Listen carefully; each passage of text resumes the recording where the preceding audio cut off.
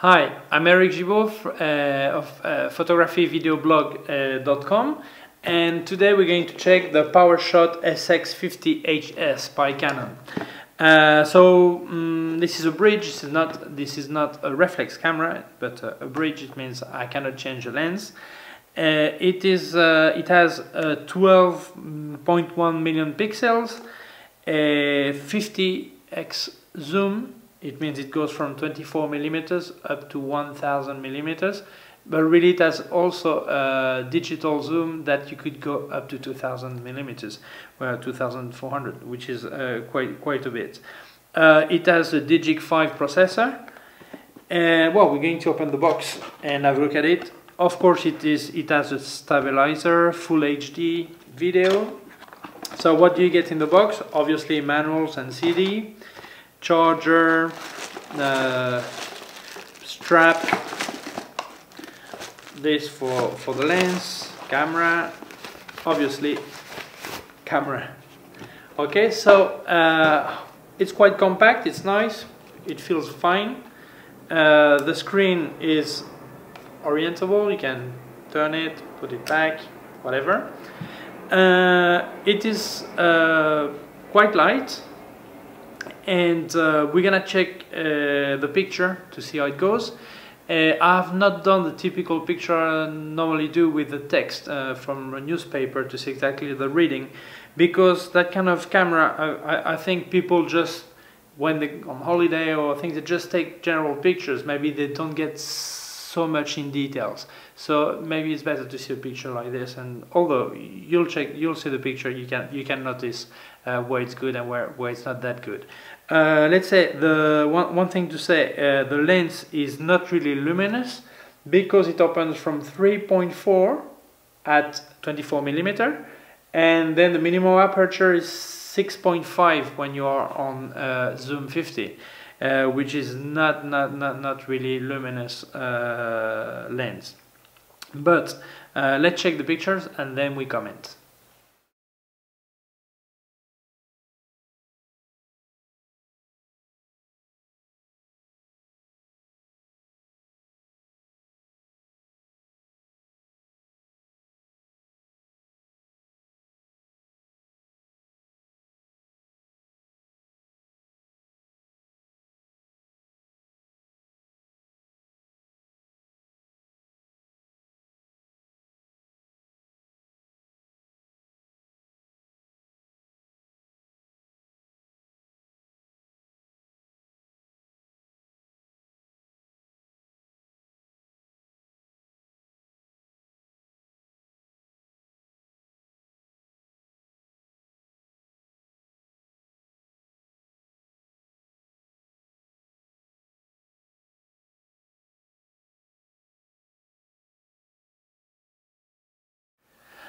As you can see in the corners, there is not much sharpness.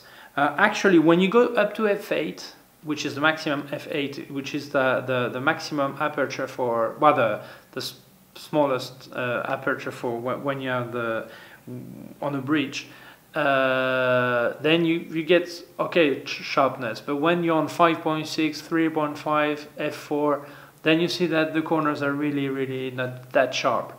It is disappointing because I've tested the Lumix FZ200 a short time ago, and it opens at 2.8 on all focal, and then it's a lot sharper for me. Okay, so I'd say that for general pictures, photography, it's okay.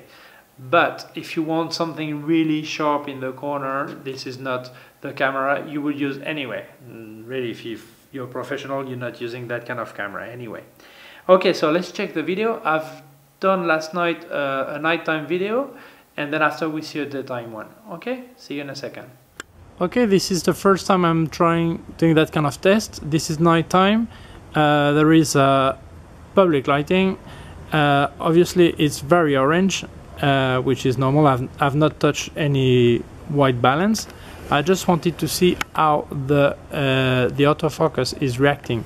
This is the neighbor's wall, and as you can see, I'm getting there on zoom 50, which is zoom 50 is here, it's optical zoom, and I'm getting focused, as you can see now. And I can go up to zoom 200. Then obviously if I move a slight bit, you notice it a lot. But I'm quite surprised that it's possible to get some kind of focusing with such little light. Well, I am really amazed by the quality at nighttime. As you can see, it's incredible that the autofocus works so well in low light. It's incredible that I could catch any details, zoom at the maximum zoom. Even the digital zoom of 100x did give the possibility to be in focus really quickly and easily. And the sound of the engine of the motor in the lens is really silent too. It means sometimes you hear tack tack just because I just left my finger, but if I would have been careful, then you cannot hear anything when it's focusing. Okay, now we're going back to see a test. We're gonna do a daytime video. Now we're doing some daytime testing. It's raining, so I'm just inside the door, as you can see, and I'm going to check the tree in the neighbor's garden. Now I'm getting closer to the leaves.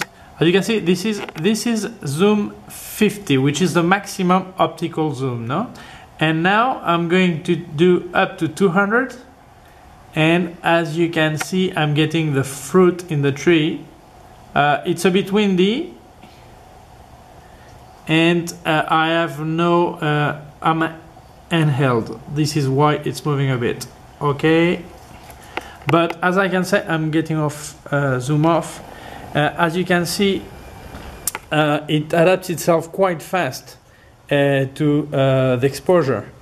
It's quite good. It's very similar to the Lumix FZ200 I tried recently. As you can see, the autofocus is as good.